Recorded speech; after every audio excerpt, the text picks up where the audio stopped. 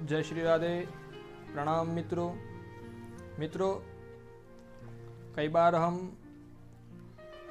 हमारी निज स्थिति से पतित हो जाते हैं किसी भी क्षेत्र में, और उसी को लेकर हम परेशान रहते हैं, चिंताग्रस्त बन जाते हैं। कई प्रकार के व्यक्तियों के विचार, उनके कई प्रकार के व्यवसाय के साथ अगर संलग्न नहीं रहते तो कई प्रकार से वो गिर जाते हैं अपनी स्थिति से। तो कई बार व्यक्ति सोच लेता है बड़ा, उतना करता भी है और सफलता भी मिलती है। उसके कुछ समय के बाद वो सफलता निष्फलता में परिवर्तित हो जाती है। ये व्यावसायिक क्षेत्र में होता है ज़्यादातर। ऐसे ही एक व्यक्ति थे, बहुत बड़े व्यापारी, उनका बहुत बड़ा कारोबार, बहुत बड़ी संपदा, अपना व्यापार चल रहा है, अच्छी तरह सब कामकाज निभा रहे हैं। एक बार उनका व्यापार गिर गया, और इस तरह से गिर गया कि वो पूरे बहुत जैसे खाली हो गए। तो ये व्यक्ति इतना परेशान हो गया, जंगल की ओर दौड़ पड़ा। जंगल में जाता है व्यक्ति, एकांत में वृक्षों के नीचे बैठता है। वृक्षों के नीचे प्रकृति का आनंद लेता है। फिर कुछ क्षणों बाद वो जैसे वहाँ पर प्रकृति से ही बात करते करते भगवान से बात करने लगता है, और भगवान को कहता है कि हे प्रभु, देखिए मेरी स्थिति, मैं कहाँ था और कहाँ आकर गिर पड़ा। मेरा इतना बड़ा व्यापार था, सब बर्बाद हो गया, सब व्यर्थ चला गया, मेरे पास कुछ भी नहीं रहा।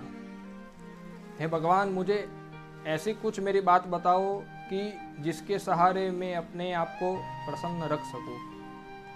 ये व्यक्ति भगवान से कह रहा है। भगवान को बोला कि हे भगवान, मुझे बचाइए इस स्थिति से।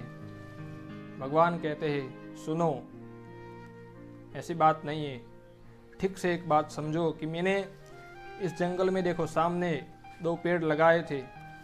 एक बांस का पेड़ है और एक उसके बाजू में ही बहुत घास लगी हुई है। भगवान कहते हैं कि कुछ समय पूर्व मैंने एक ही साथ घास और बांस दोनों के बीज बोए थे, दोनों के बीज लगा दिए। कुछ समय हुआ, घास तो निकल आई बहुत जल्दी जल्दी, धरती हरी भरी हो गई। उसके पास में बांस का जो बीज लगाया था वहाँ पर कुछ नहीं दिखा। भगवान कहते हैं कि मैं समय पर दोनों को जल देता हूँ, समय पर उनको प्रकाश देता हूँ, समय पर छाव देता हूँ, यानी कि दोनों की सब व्यवस्था ठीक ठीक चलाता हूँ नियमानुसार। लेकिन क्या हुआ, घास तो अपनी जगह निकल आया, सब धरती हरी भरी हो गई। थोड़ा सा और बड़ा हुआ, 1 साल बीता, पास में देखा बांस का तो वैसा की वैसी स्थिति, यानी कि कुछ हुआ ही नहीं, कुछ भी नहीं निकला। भगवान कहते हैं कि ऐसे ही 1 साल बीता, घास में और परिवर्तन, बांस में कुछ नहीं, बीज बोया, लेकिन मैं अपना काम नियत करता चला जा रहा हूँ, जल दे रहा हूँ, प्रकाश दे रहा हूँ, उसकी नियत संभाल रख रहा हूँ। 2 साल हुआ, घास बड़ी हो गई, झाड़ियाँ लग गई। 3 साल हुआ, घास की शोभा दिव्य अद्भुत, प्रकृति की सुंदर छटा दिख रही है, लेकिन बांस का बीज कुछ नहीं, वैसा का वैसा, उसका अपनी जगह कुछ भी परिणाम बीज के बाद का नहीं दिख रहा है। ऐसे ही 4था साल बीता, 5वां साल आ गया। घास की तो दिव्य स्थिति, सौंदर्य लहरा रहा है, बांस का कुछ बीजांकुरण अभी तक नहीं हुआ है। 5 साल बीतने के बाद भगवान कह रहे हैं कि घास की स्थिति तो बहुत बढ़िया थी, लेकिन 5 सालों तक उसकी सेवा करने के बाद बीज में से छोटा सा पौधा निकलता है। यानी कि बांस का छोटा सा पौधा उगता है। उसके बाद घास की समीक्षा में बहुत छोटा सा पौधा है, यानी कि घास से उसकी स्थिति को सामान्यतः कंपैरिजन में नहीं लिया जा सकता। भगवान कहते हैं कि मैंने और राह देखी, मैंने हार नहीं मानी।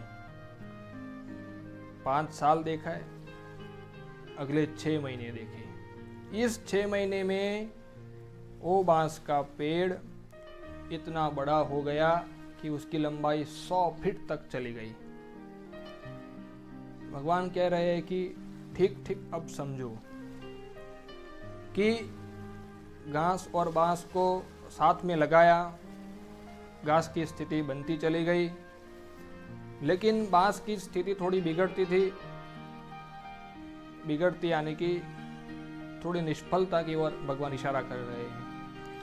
तो भगवान कहते हैं कि 5 साल तक मैंने उसकी जड़ को मजबूत होने दिया, बाद में वो 100 फीट का बांस संभाल सके उतना उसका मूल परिपक्व स्थित हो गया।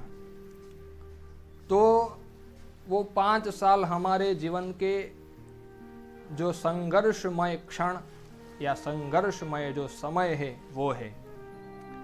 संघर्षमय समय अगर ठीक ठीक निकालते हैं हम, या तो फिर डट कर संघर्ष करते हैं, तो आने वाला सफलता भरा परिणाम 100 फीट की ऊंचाई वाला होता है। मित्रों, 100 फीट की ऊंचाई यानी कि हर एक निष्फलताओं के पीछे छिपे संघर्षों के पीछे की मेहनत का परिणाम, यानी कि 100 फीट का लंबा बांस। भगवान कह रहे हैं कि मैंने हार नहीं मानी, तुम हार मत मानो। जब भी संघर्ष भरी स्थिति बनती है, तब व्यक्ति को सोचना चाहिए कि ये मेरी परिपक्वता का बहुत सुवर्णमय समय चल रहा है। जितना संघर्ष सहेगा उतना ही उसका सफलता का जो दिव्य स्थान है, जड़ है, वो मजबूत होगा। तो मित्रों, इसी प्रकार उस व्यक्ति को भगवान ने समझाया कि बिना संघर्ष के प्राप्त हुई संपदा या फिर किसी भी उपलब्धि को हम उतनी प्रसन्नता के साथ उपभोग नहीं कर सकते या नहीं कर पाते कि जितना हम अत्यंत कठोर परिश्रम से प्राप्त की हुई उपलब्धि को उपभोग कर पाते हैं। यानी कि अगर संघर्ष चल रहा है तो वो संघर्ष हमारे सफलता के परिणामों को और मजबूत बनाएगी। वो संघर्ष आगे जाकर हमारे लिए पूरा एक स्थिति को बदलने वाला परिणाम होगा। यानी कि जब भी ऐसी विकट स्थिति आती है तो हमें एक ही बात को लक्ष्य करना है कि ऐसी स्थिति आई है तो हमें और मजबूत बनाने के लिए आई है। अगर इस स्थिति में हम डट गए तो आगे जाकर बहुत अच्छा परिणाम देखने मिलेगा अवश्य। इस प्रकार भगवान कहते हैं कि तुम हार मत मानो, जाओ अपनी असफलताओं से लड़ो, संघर्ष करो, आगे और परिपक्वता के साथ निखरोगे तुम। तो मित्रों, इसी प्रकार कई बार जीवन में हम भी देखते हैं कि सोचा था कि इतने समय में ये काम हो जाएगा, लेकिन नहीं हुआ।